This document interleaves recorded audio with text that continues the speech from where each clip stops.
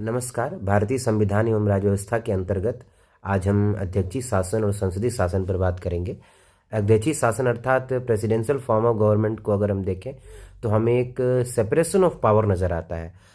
चाहे वो organisation structure को देखें, चाहे वो फंक्शनल स्ट्रक्चर को देखें, दोनों ही स्ट्रक्चर पे हमें एक कंप्लीट सेपरेशन ऑफ पावर नज़र आता है।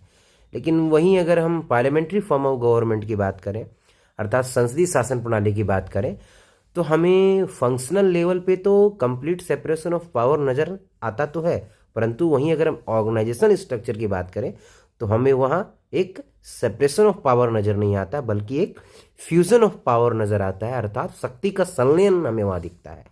अर्थात कि जो कार्यपालिका होती है वो विधायिका का अंग होती है, कार्यपालिका विधायिका का पार्ट होती है। That means fusion of power.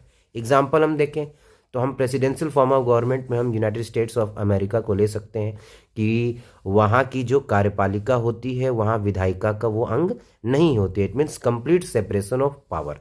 वहीं अगर हम पार्लियामेंट्री फॉर्म ऑफ गवर्नमेंट के अंतर्गत हम भारत को देखें तो भारत में फंक्शनल स्तर पर तो कार्यपालिका विधायिका और न्यायपालिका तीनों तो अलग अलग फंक्शनल लेवल पे तो है, लेकिन अगर हम ऑर्गेनाइजेशन स्ट्रक्चर की बात करें तो हमारी जो कार्यपालिका है अर्थात जो मंत्री परिषद होते हैं, चाहे वो राज्य में हो केंद्र में हो, वो विधानसभा अर्थात विधानमंडल और संसद के किसी भी एक सदन के सदस्य होते हैं। इट मीन्स हमें फ्यूजन ऑफ पावर नज़र आता है। इट मीन्स अमेरिका में सेपरेशन ऑफ पावर और भारत में फ्यूजन ऑफ पावर।